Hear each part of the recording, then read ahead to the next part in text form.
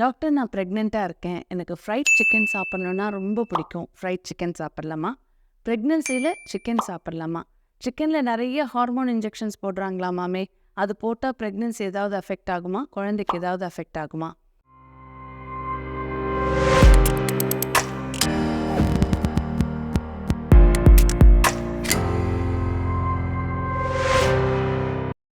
இந்த மாதிரி நிறைய கொஷின்ஸ் சிக்கன் ரிலேட்டடாக ப்ரெக்னென்ட் மாம்ஸ்க்கு வரதை நான் பார்த்துருக்கேன்.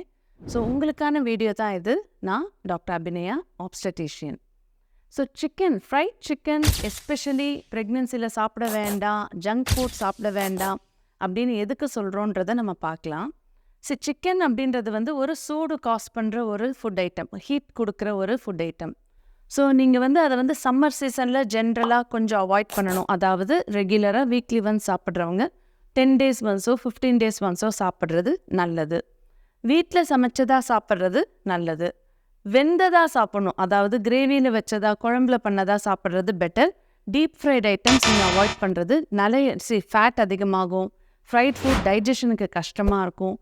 அதனால தான் நம்ம ஃப்ரைட் ஃபுட் அவாய்ட் பண்ண சொல்கிறோம், ஹோம் குக்குடையே. அப்படின்றப்போ வெளியிலேருந்து நீங்கள் அந்த ஃப்ரைட் சிக்கன்லாம் வாங்கி சாப்பிட்டீங்கன்னா அந்த கிறிஸ்பினஸுக்காக அவங்க ஆட் பண்ணுற எந்த ஒரு கண்டென்ட்டுமே நார்மல் இண்டிவிஜுவல்ஸ்க்கே நல்லதில்லை. அப்போ ப்ரெக்னென்சியில் மட்டும் அது எப்படி நல்லதாகும்?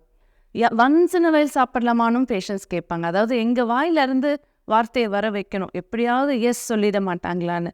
No, definitely no. Fried chicken ப்ரெக்னென்சியில் சாப்பிட்றத அவாய்ட் பண்ணால் உங்களுக்கும் உங்கள் குழந்தைக்கும் ரொம்ப ரொம்ப நல்லது.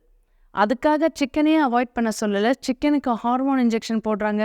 பிராய்லர் சாப்பிட்ணுமா, நாட்டுக்கோழி சாப்பிட்ணுமானா அதுலலாம் எந்த டிஃப்ரென்ஸும் இல்லை. கொஞ்சம் உட்காந்து யோசிச்சோன்னா அந்த ஹார்மோன் இன்ஜெக்ஷன்ஸ்லாம் வெரி வெரி எக்ஸ்பென்சிவ். அவ்வளோ எக்ஸ்பென்சிவ் இன்ஜெக்ஷன் இத்தனோண்டு பிராய்லர் சிக்கனுக்கு போட்டு அதை அவன் சேல் பண்ணுறப்போ 1 கிலோ சிக்கன் இந்த விலைக்கெல்லாம் கிடைக்க வாய்ப்பே இல்லை. Yes, they are giving them artificial feeds. அதில் கொஞ்சம் ஆன்டிபயோட்டிக் இருக்குது. அது சிக்கன் இன்ஃபெக்ட் ஆகிடக்கூடாதுன்றதுக்காக கொடுக்குற ஒரு விஷயம் தவிர அதில் ஹார்மோன் இன்ஜெக்ஷன் ரிஸ்கெல்லாம் எதுவுமே இல்லை. அப்படியே இருந்தாலும் very very negligible amount. So நீங்கள் அதனால் சிக்கன் சாப்பிட்றத அவாய்ட் பண்ணணுன்றது அவசியம் இல்லை. Summer season especially from March எண்டிலிருந்து மே எண்டு வரைக்கும் சிக்கன் நீங்கள் சாப்பிட்றதா இருந்ததுன்னா தயவு செய்து ஆஃப்டர்நூன் 2 or 3 o'clock அதை நிறுத்திடுங்க. பிரேக்ஃபாஸ்ட்டுக்கு சாப்பிட்லாம், லஞ்சுக்கு சாப்பிட்லாம். ஆஃப்டர் தட் நீங்கள் கொஞ்சம் சிக்கன்லாம் எடுத்துக்கிட்டீங்க அப்படின்னா எஸ்பெஷலி சம்மரில் டைஜஷன் கொஞ்சம் கஷ்டமாகும், பவல் அப்செட் ஆகும். அதாவது ஒரு கான்ஸ்டிபேஷனோ இல்லை லூஸ் மோஷனோ, வலிச்சு மோஷன் போகிற மாதிரியெல்லாம் ஆகும். ஸோ செரிமானம் சரியாக இருக்காது, டைஜஷன் ப்ராப்ளம் வரும்.